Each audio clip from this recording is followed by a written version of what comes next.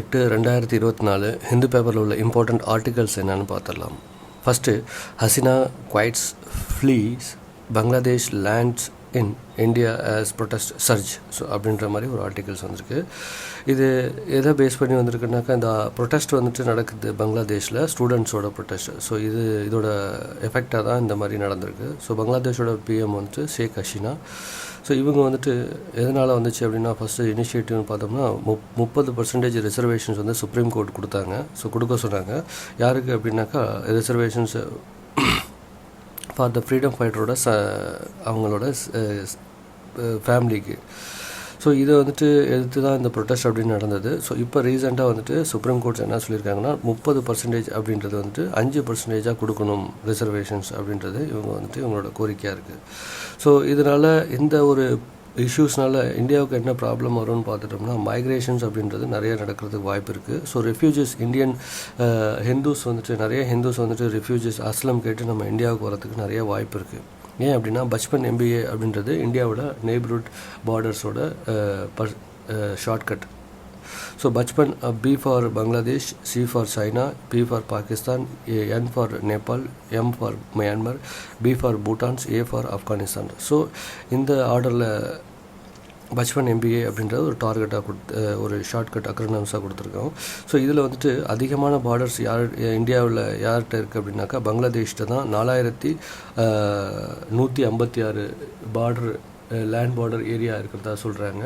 So சில இடத்துல 4096 kilometres இருக்கிறதா சொல்கிறாங்க. ஸோ இந்தியாவுக்கும் பங்களாதேஷுக்கும் உள்ள பார்டர் லைனை ரெட் கிளிஃப் லைன் அப்படின்னு சொல்லுவாங்க, இன்டர்நேஷ்னல் ரெட் கிளிஃப் லைன்னு சொல்லுவாங்க. ஸோ அடுத்தது, அறிவுடையார் ஆவது அறிவார், அறிவிலார் அது அறி கல்லாதவர் அப்படின்ற மாதிரி ஒரு திருக்குறள் வந்திருக்கு. ஸோ இந்த திருக்குறளில் திருவள்ளுவர் என்ன சொல்கிறாரு அப்படின்னாக்கா, அறிவுடையார் எதிர்காலத்தில் நடக்க போகிற நிகழ்வுகளை யோசித்து சிந்தித்து அவங்க செயல்படுவாங்க. அறிவில்லாதவர் அந்த மாதிரி எந்த ஒரு சிந்தனையும் செயலையும் இல்லாமல் அவங்களோட வாழ்க்கையும் அவங்களோட செய்கையிலும் இருக்கும் அப்படின்ற மாதிரி திருவள்ளுவர் சொல்கிறாரு. இந்தியா பங்களாதேஷ் ரிலேஷன்ஷிப் அப்படின்னு பார்த்துட்டோம்னாக்கா, நம்ம நெய்பர்ஹுட் ஃபர்ஸ்ட் பாலிசி அப்படின்றத ஃபாலோ பண்ணிகிட்ருக்கோம். இதில் நம்மளோட நெய்பரிங் கண்ட்ரீஸ்க்கு எக்கனாமிக்கலி அண்டு டெவலப்மெண்டல் கோஆப்ரேஷன்ஸ் நம்ம பண்ணுறோம். ஸோ அது பங்களாதேஷ்க்கு ஆல்ரெடி நம்ம கொடுத்துட்டே இருக்கோம். ஸோ எலக்ட்ரிசிட்டி எக்ஸ்சேஞ்ச் அப்படின்றது நம்ம இந்தியாவில் கொடுத்துட்ருக்கோம் டு பங்களாதேஷ்க்கு. ஸோ அது ஆல்ரெடி நம்ம பண்ணிகிட்டு இருக்கிற ஒரு விஷயம். அது மட்டும் இல்லாமல் நிறைய ரயில்வே அண்டு ஷிப் ரூட் அப்படின்றதும் நம்ம இந்தியாவுக்கும் பங்களாதேஷுக்கும் இடையில் நடந்துக்கிட்டு இருக்குது. ஸோ இன்வெஸ்ட்மெண்ட் அப்படின்றது இந்தியா நிறைய பங்களாதேஷில் பண்ணிகிட்ருக்காங்க. அது மட்டும் இல்லாமல் டயலாக் அப்படின்றதும் அப்பப்போ நடந்துக்கிட்டே இருக்குது. ஸோ இப்போ உள்ள ஆர்மி டேக் ஓவர் பண்ணிட்டாங்க அந்த பங்களாதேஷோட கவர்மெண்ட் சார்ஜை. ஸோ இதில் ஒரு இன்ட்ரீம் கவர்மெண்ட் நாங்கள் செட்டப் பண்ணுவோம் அப்படின்ற மாதிரி இவங்க சொல்லியிருக்காங்க. ஸோ இதனால் என்ன ஆகும், நம்ம டயலாக் அப்படின்றத நம்ம கட் பண்ணிட்டோம் அப்படின்னா சைனீஸோட இன்ஃப்ளூயன்ஸ் அதிகமாக வரதுக்கு சான்சஸ் அதிகமாக இருக்குது. ஸோ நம்ம சேஃபான இன்வெஸ்ட்மெண்ட்டை நம்ம கொண்டு வரணும் அப்படின்னாக்கா, டெஃபினட்டாக டாக் பண்ணி டயலாக்ஸ் அப்படின்றது எந்த ஒரு கவர்மெண்ட் வந்தாலும் இந்தியா கண்டினியூ பண்ணணும் அப்படின்றது சொல்ல வர்றாங்க. ஸோ ஏன் அப்படின்னாக்கா, நம்ம மியான்மரில் நிறைய மிலிட்ரி கூப் நடக்கிறப்ப இந்தியா டிஸ்கனெக்ட் பண்ணிட்டாங்க. அந்த ஒரு டயலாக் அப்படின்றது மியான்மரோட இல்லை. ஸோ அதனால் என்ன ஆச்சு, சைனீஸோட இன்ஃப்ளூயன்ஸ் அப்படின்றது அதிகமாகிடுச்சு. ஸோ அது மட்டும் இல்லாமல் ட்ரக் டிராஃபிக்கிங், ஹியூமன் டிராஃபிக்கிங், அதுக்கப்புறம் வெப்பன் டிராஃபிக்கிங்ஸ் அப்படின்றது நிறைய இல்லீகல் மைக்ரேஷன் அப்படின்றது நிறைய மியான்மர்லேருந்து இந்தியாவுக்கு வர ஆரம்பிச்சிச்சு. ஸோ இப்போதைக்கு இந்தியா என்ன ஃபாலோ பண்ணுறாங்கன்னா, ஸ்ட்ராட்டஜிக் சைலன்ஸ் அப்படின்றத ஒன்றத்தை மட்டும் ஃபாலோ பண்ணிகிட்ருக்காங்க. ஸோ என்ன கவர்மெண்ட் வருது, வெயிட் அண்ட் வாட்ச் பாலிசி அப்படின்றத இந்தியாவோட நோக்கமாக இருக்குது. அடுத்த ஆர்டிக்கல் பார்த்துட்டோம்னா, LG can nominate 10 elder mans to Delhi Municipal Delhi Corporation rules supreme court அப்படின்றத சொல்லியிருக்காங்க. ஸோ 10 persons ஸ்பெஷலிஸ்ட் நாலேஜ் இருக்கிறவங்கள முனிசிபல் கார்பரேஷனில் அப்பாயிண்ட் பண்ணணும் அப்படின்றது ஒரு ரூல்ஸாக சுப்ரீம் கோர்ட் சொல்லியிருக்காங்க. ஸோ இவங்க என்ன சொல்கிறாங்கன்னா, ஈக்குவல் ஆப்பர்ச்சுனிட்டி கமிஷன்ஸ் அப்படின்றத ஒன்று ஓகே. சொல்லியிருக்காங்க. ஸோ டெல்லி முனிசிபல் கார்ப்பரேஷன்ஸ் அப்படின்றது வந்துட்டு கார்ப்பரேஷன்ஸ் ஆக்ட் 1957 வந்துச்சு. இதில் வந்து செக்ஷன் 3/3 வந்துட்டு இந்த மாதிரி 10 ஸ்பெஷலிஸ்ட் மெம்பர்ஸ் வந்துட்டு அப்பாயிண்ட் பண்ணலாம் டெல்லி முனிசிபல் கார்ப்பரேஷனில் அப்படின்ற மாதிரி ஒரு ரூல்ஸ் இருக்குது. அது மட்டும் இல்லாமல் ஆர்டிக்கல் 239 அப்படின்றது என்ன சொல்லுதுன்னா, லெஃப்டினன்ட் கவர்னர் வந்துட்டு இண்டிபெண்ட்லியே வந்துட்டு அவங்க அந்த ஸ்டேட்டில் இருக்கணும், அவங்க வந்து கவுன்சிலில் இருக்கலாம், அவங்க வந்துட்டு லாவை வந்துட்டு அமெண்ட் பண்ணலாம், மேக் பண்ணலாம் அப்படின்ற ஒரு ரூல்ஸ் இருக்குது. ஆனால் ஆர்டிக்கல் 239A என்ன சொல்லுது அப்படின்னா, ஸ்பெஷல் ஸ்டேட்டஸ் அப்படின்றது வந்துட்டு டெல்லி கவர்மெண்ட்டுக்கு இருக்குது, அவங்க ஓனான லெஜிஸ்லேச்சர் வந்துட்டு அவங்களுக்கு இருக்கும் அப்படின்ற மாதிரி சொல்கிறாங்க. ஸோ இதனால் lieutenant governor plus state legislative assembly, so 2 பேருக்கும் நிறைய கிளாஷஸ் அதிகமாக நம்மளால் பார்க்க முடியும். ஸோ லெஃப்டினன்ட் கவர்னருக்கு என்னென்ன சார்ஜஸ், என்னென்ன பவர் இருக்குது அப்படின்னா, அவங்களுக்கு land, police, law and order. So இதில் மட்டும்தான் வந்துட்டு லெஃப்டினன்ட் கவர்னர் வந்துட்டு ரூல்ஸ் அண்ட் ரெகுலேஷன் வந்துட்டு மேக் பண்ண முடியும். பட் ஆனால் ஸ்டேட் லெஜிஸ்லேட்டிவ் அசம்பிளி வந்துட்டு என்ன பவர் இருக்குன்னா, ஸ்டேட் லிஸ்ட்டில் உள்ள அத்தனை சப்ஜெக்ட்லேயும் இவங்களோட ரூல்ஸை மேக் பண்ண முடியும், அமெண்ட் பண்ண முடியும். அது மட்டும் இல்லாமல் கன்கரண்ட் லிஸ்ட்டில் உள்ள எல்லா சப்ஜெக்ட்லேயும் இவங்களால ரூல்ஸை மேக் பண்ண முடியும், அமெண்ட் பண்ண முடியும். ஸோ அடுத்தது என்ன ஆர்டிகல்ஸ்னால், opposition criticise plan to amend Waqf act says it will oppose bills in parliament அப்படின்ற மாதிரி ஒரு ஆர்டிகல்ஸு. இதில் என்ன சொல்கிறாங்கன்னா, permanent dedications movable immovable properties to charity by Muslim community. அதாவது immovable ப்ராப்பர்ட்டிஸ் வந்துட்டு சேரிட்டியாக டொனேட் பண்ணுறாங்க டு சேரிட்டிக்கு வந்துட்டு, அதாவது முஸ்லீம் கம்யூனிட்டி சேரிட்டிக்கு வந்துட்டு டொனேட் பண்ணுறாங்க, முஸ்லீம் கம்யூனிட்டி வந்து சேரிட்டிக்கு டொனேட் பண்ணுறாங்க. அதுதான் வந்துட்டு வக்ஃப் போர்டு அப்படின்றத அவங்க வந்துட்டு ரெகுலேட் பண்ணுறாங்க. அந்த ஒரு ப்ராப்பர்ட்டி அந்த எல்லா ப்ராப்பர்ட்டியும் ரெகுலேட் பண்ணுறதுக்கு செட்டப் பண்ணதான் வக்ஃப் போர்டு அப்படின்றது. ஸோ வக்ஃப் போர்டு அப்படின்றது எது மூலியமாக வந்துச்சு அப்படின்னா, இந்த வக்ஃப் ஆக்ட் 1954 வந்துச்சு. ஸோ அதுக்கப்புறம் அதை வந்துட்டு அமெண்ட் பண்ணுறாங்க 1995. ஸோ அதாவது இந்தியாவில் அதிகமான ப்ராப்பர்ட்டி அப்படின்றது பார்த்துட்டோம்னா ரயில்வேஸ்க்கு இருக்குது. ஸோ நெக்ஸ்ட்டு பார்த்தோம்னா டிஃபென்ஸுக்கு இருக்குது. ஸோ தேர்ட் வந்துட்டு வக்ஃப் போர்டுக்கு தான் இருக்கிறதா சொல்கிறாங்க. So around 8 lakh acres of land வந்துட்டு வக்ஃப் போர்டு கண்ட்ரோலில் இருக்கிறதா சொல்கிறாங்க. ஸோ இது மூலியமாக வந்துட்டு 200 கோடி ரூபா வந்துட்டு ரெவென்யூ வந்துட்டு இயர்லி இவங்களுக்கு கிடைக்கிறதா, வக்ஃப் போர்டுக்கு கிடைக்கிறதா சொல்கிறாங்க. ஸோ நியூவாக வந்துட்டு இதை அமெண்ட்மெண்ட் பண்ணுறதுனால ஸோ இவங்க என்னென்னலாம் வந்துட்டு எடுத்துகிட்டு வர்றதுக்கு நியூ ரூல்ஸை மேக் பண்ண போகிறதா சொல்கிறாங்கன்னா, ஸோ டிப்டி கலெக்டர்கிட்ட வந்துட்டு, ஸோ டிஸ்ட்ரிக்ட் கலெக்டர்கிட்ட வந்துட்டு இவங்க வந்து ரெஜிஸ்டர் பண்ணணும் வக்ஃப் போர்டு ஃபார் இவாலுவேஷன் பண்ணுறதுக்கு அவங்களோட லேண்ட் அண்ட் ரெவென்யூவை. ஸோ ஜுடிஷியல் ஸ்க்ரூட்டனி அப்படின்றது வந்துட்டு அவங்க கொண்டு வர போகிறதா சொல்கிறாங்க. அது மட்டும் இல்லாமல் ஸோ உமனோட ரெப்ரசன்டேஷன்ஸ் அப்படின்றத அவங்க இம்ப்ரூவ் பண்ணணும் அப்படின்றத சொல்கிறாங்க. ஸோ அதுக்கப்புறம் வந்துட்டு சச்சர் கமிட்டி என்ன சொல்கிறாங்கன்னா, 2006 வந்துச்சு. இதில் வந்துட்டு regulate the functions of the Waqf board அப்படின்ற மாதிரி சொல்கிறாங்க. ஸோ இதில் ஈக்குவல் ஆப்பர்ச்சுனிட்டி கமிஷன்ஸ் அப்படின்ற ஒன்று செட்டப் பண்ண போகிறதா சொல்கிறாங்க. ஸோ பார்ட்டிசிபேஷன்ஸ் ஆஃப் மைனாரிட்டி வந்துட்டு இன்க்ரீஸ் பண்ணணும், எஸ்பெஷலி ஃபார் முஸ்லீம்ஸ் அப்படின்றது இதில் வந்துட்டு சொல்லிகிட்டு இருக்காங்க.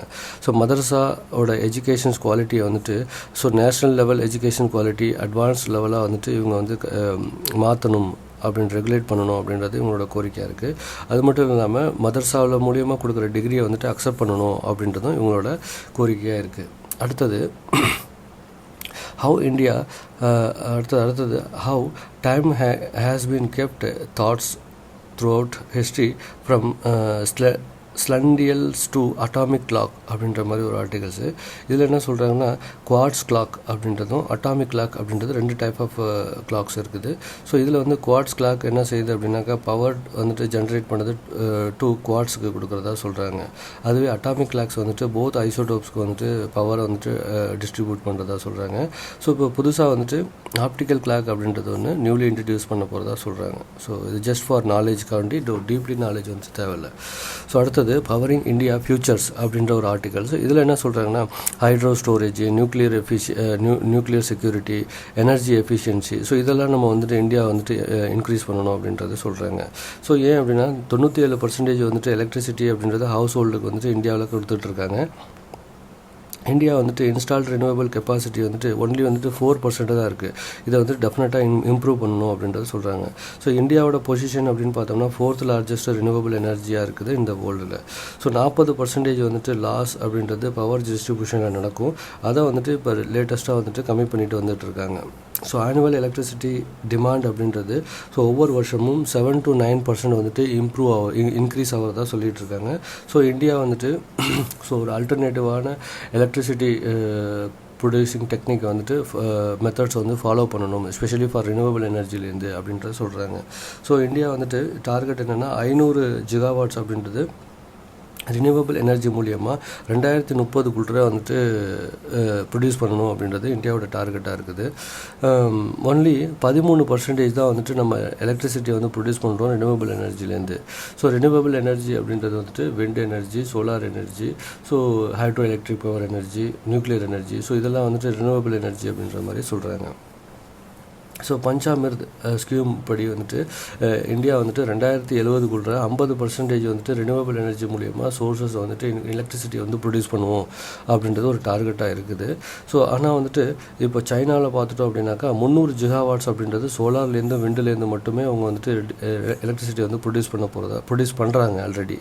ஸோ நம்ம என்ன செய்யணும் அப்படின்னா இன்ஸ்டால்டு கெப்பாசிட்டி ஆஃப் ரினியூவபிள் எனர்ஜியை வந்துட்டு இம்ப்ரூவ் பண்ணணும், பேட்டரி இன்ஃப்ராஸ்ட்ரக்சரை வந்துட்டு இம்ப்ரூவ் பண்ணணும், divorce option for renewable energy அப்படின்றத நம்ம வந்து கொண்டு வரணும் அப்படின்றத சொல்கிறாங்க. அடுத்தது the issue of institutional violence addressing it அப்படின்ற மாதிரி ஒரு ஆர்டிகல்ஸு. இதில் என்ன சொல்கிறாங்கன்னா ஸோ 90 உமன்ஸ் வந்துட்டு ரேப் நடக்குது 90 உமன்கிட்ட. ஸோ ஒவ்வொரு நாளும் வந்து ரேப் பண்ணுறதா சொல்கிறாங்க. ஸோ உமனோட சேஃப்டி அப்படின்றது எலெக்ஷனோட அஜெண்டாவில் இதுவரையும் வந்துட்டு இல்லவே இல்லை அப்படின்றது ஒரு பெரிய ஒரு டிஃபால்ட்டாகவே இருக்குது. ஸோ 50% அப்படின்றது உமன் வந்துட்டு ஃபேஸ் பண்ணுறாங்க டொமஸ்டிக் வயலன்ஸில் அப்படின்ற ஒரு ரிப்போர்ட் வந்து சொல்கிறாங்க. டிவோர்ஸ் அப்படின்றது ஒரு ஆப்ஷனாகவே இல்லை உமன்ஸ்க்கு. ஏன் அப்படின்னா 40 மில்லியன் கோர்ட் கேசஸ் அப்படின்றது இன்னும் பெண்டிங்லேயே இருக்குது அப்படின்றத சொல்ல வர்றாங்க. ஸோ உமனோட ரெப்ரசன்டேஷன்ஸ் வந்துட்டு இம்ப்ரூவ் பண்ணணும். எங்கே அப்படின்னாக்கா பார்லிமெண்ட்டில் அவங்க ஆல்ரெடி நம்ம 33% வந்துட்டு ரிசர்வேஷன்ஸ் இருக்குது, அதை வந்துட்டு ஸ்ட்ரிக்ட்லி வந்துட்டு ஃபாலோ பண்ணணும் அப்படின்றத சொல்ல வர்றாங்க. ஜுடிஷியரியில், போலீஸில், செக்யூரிட்டியில் உமன்ஸோட ரெப்ரசன்டேஷன்ஸ் வந்துட்டு நம்ம வந்து இன்க்ரீஸ் பண்ணணும் அப்படின்றத சொல்கிறாங்க. ஏன் இதெல்லாம் வந்துட்டு நம்ம பண்ணணும் அப்படின்னா மெயினாக வந்துட்டு உமன்ஸோட லிட்ரஸி ரேட்ஸை வந்துட்டு டெஃபினட்டாக நம்ம இம்ப்ரூவ் பண்ணணும் அப்படின்றது மெயின். இம்ப்ரூவ் பண்ணால் மட்டும்தான் இது எல்லாமே நம்ம சக்ஸஸ்ஃபுல்லாக பண்ண முடியுன்றது இந்த ஆர்டிக்கலில் சொல்ல வர்றாங்க. அடுத்தது Haryana become the first states to produce all crops at MSP அப்படின்ற மாதிரி ஒரு ஆர்டிகல்ஸு. இதில் என்ன சொல்கிறாங்கன்னா இப்போதைக்கு வந்துட்டு 14 கிராப்ஸுக்கு மட்டும்தான் வந்துட்டு எம்எஸ்பி வந்து கொடுக்குறாங்க ஹரியானா கவர்மெண்ட்டு. ஸோ இதை வந்துட்டு எக்ஸ்பேண்ட் பண்ணி எல்லா கிராப்ஸுக்குமே வந்துட்டு எம்எஸ்பி கொடுக்க போகிறதா சொல்கிறாங்க. அது மட்டும் இல்லாமல் கெனல் வாட்டர் இரிகேஷன்ஸ் அப்படின்றத சார்ஜை வந்துட்டு அவங்க கொடுக்க போகிறாங்களாம். கம்பன்சேஷன் கொடுக்குறாங்க ஃபார்மர்ஸுக்கு ஃபார் நேச்சுரல் டிசாஸ்டர் மூலியமாக வந்துட்டு பாதிக்கப்பட்ட ஃபார்மர்ஸ்க்கு. ஸோ அது மட்டும் இல்லாமல் அவங்களுக்கு 3 ஸ்டார்ஸ் மோட்டார் வந்துட்டு டியூப் வெல்லுக்காக வேண்டி பர்ச்சேஸ் பண்ணுறதுக்கான ஒரு கம்பன்சேஷனும் கொடுக்குறாங்க. எம்எஸ்பி அப்படின்றது பார்த்தோம்னா 1966 வந்துட்டு இந்தியன் கவர்மெண்ட்ஸ் கொண்டு வந்தாங்க. இப்போதைக்கு வந்துட்டு 23 கிராப்ஸுக்கு வந்துட்டு எம்எஸ்பி அப்படின்றத வந்து கொடுத்துட்ருக்காங்க. இது வந்துட்டு டூல் ஃபார் அக்ரிகல்ச்சரல் ஸ்டெபிலிட்டியை வந்துட்டு இம்ப்ரூவ் பண்ணுறதுக்கு இது உதவியாக இருக்குது. ஸோ அதாவது கவர்மெண்ட்ஸ் வந்துட்டு பை பண்ணுவாங்க டைரெக்ட்லி ஃப்ரம் த ஃபார்மர்ஸ்கிட்ட அவங்களோட கிரைன்ஸை, அந்த ஃபுட் கிரைன்ஸை வந்துட்டு பர்ச்சேஸ் பண்ணுவாங்க. அதை பர்ச்சேஸ் பண்ணி ஸ்டோர் பண்ணுவாங்க ஃபுட் கார்பரேஷன் ஆஃப் இந்தியாவில். ஸோ அதுக்கப்புறம் டிஸ்ட்ரிபியூட் பண்ணுவாங்க. அதை வந்துட்டு பப்ளிக் டிஸ்ட்ரிபியூஷன் சிஸ்டம் மூலிமா ஃப்ரீ ஆஃப் காஸ்ட்டில் வந்துட்டு மக்களுக்கு வந்துட்டு கொடுப்பாங்க. இதனால் வந்துட்டு ஃபுட் செக்யூரிட்டி அப்படின்றது இந்தியாவில் வந்துட்டு இம்ப்ரூவ் ஆகிட்டு இருக்கு. ஸோ இன்றைக்குள்ள இம்பார்ட்டண்ட் ஆர்டிகல்ஸ் அவ்வளோதான். தேங்க்யூ.